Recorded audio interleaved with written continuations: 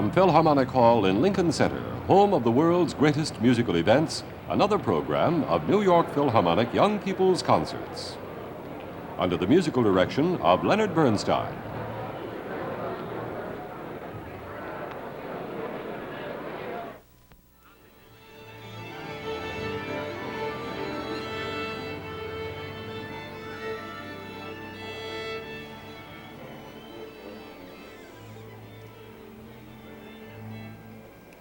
And here is Leonard Bernstein.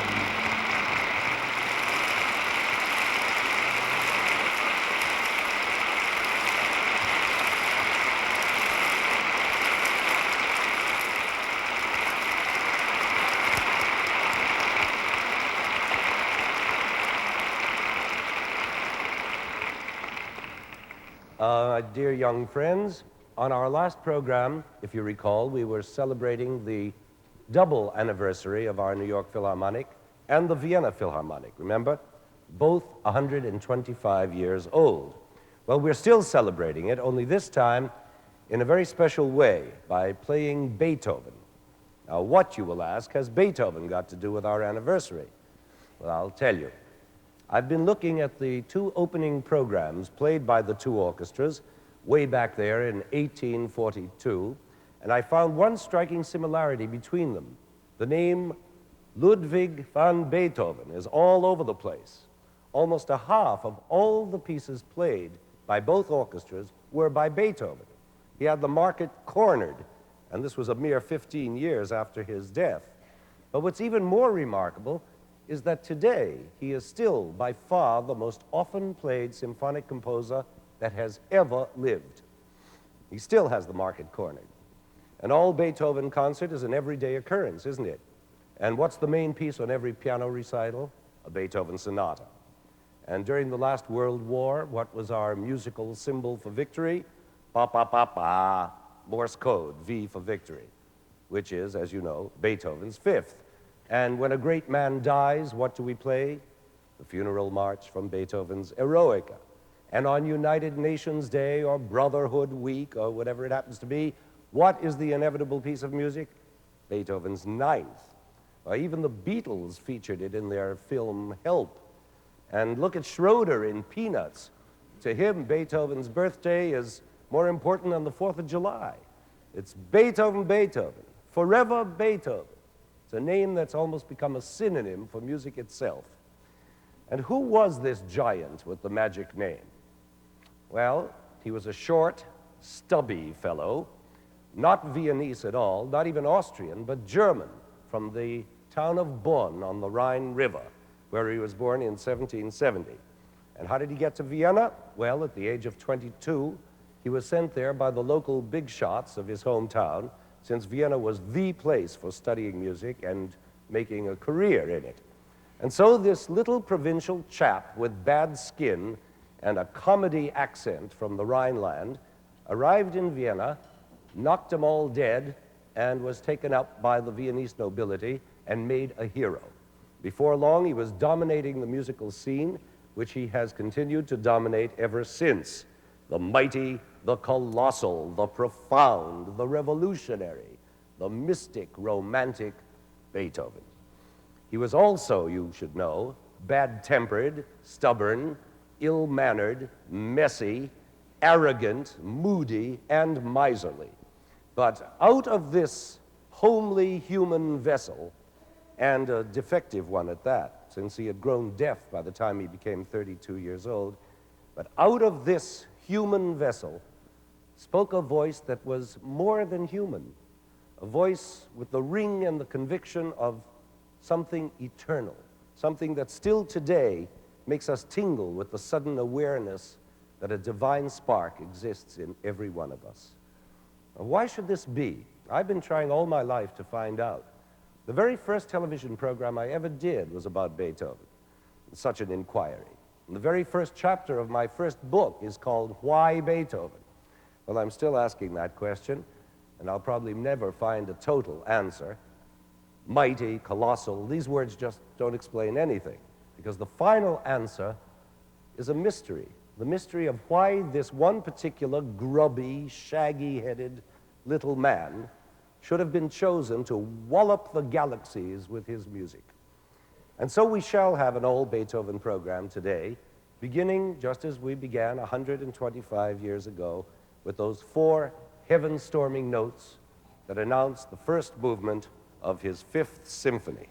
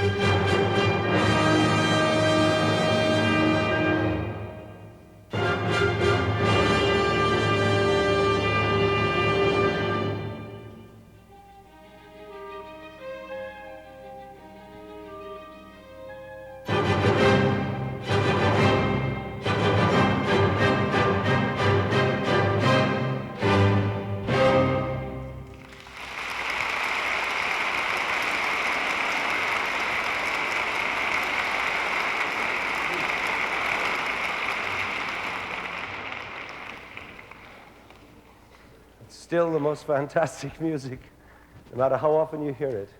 And did you grasp the shape of that movement, the perfect definition, the exactness of starts and stops, of holding back and plunging ahead, of the sudden mysterious drops and the wild eruptions? Every split second is measured and molded by a master. Now, apropos of this shaping and molding, there's an important thing that needs to be said, and I'm going to try to say it even at the risk of possibly boring you a little bit with a tiny lecture. You've probably heard of a popular biography of Beethoven called The Man Who Freed Music. Now, this title has always caused me a certain disquiet, because what does it mean? Freed music from what? From Bach? From Mozart? Haydn?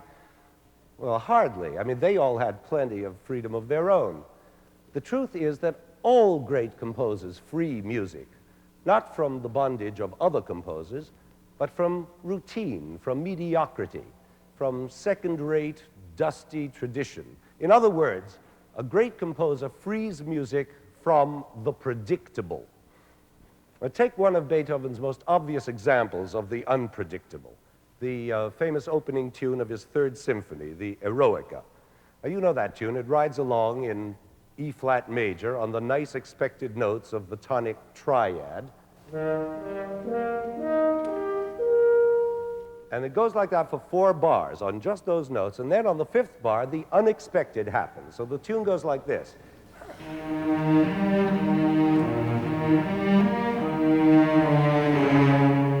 Bang! That D-flat, surprise. The bondage of the triad is broken. Music is freed. But freed by what?